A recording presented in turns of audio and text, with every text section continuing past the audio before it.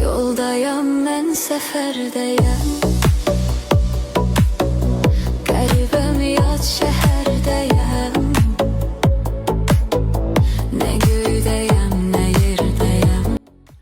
Salam değerli Gün Atatürk izleyicileri. Darıxmışam.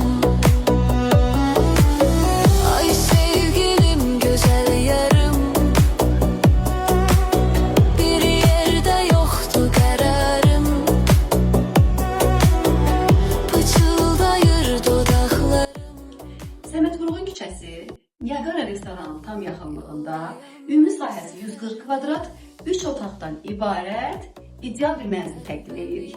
Şəhərdəyəm. Nə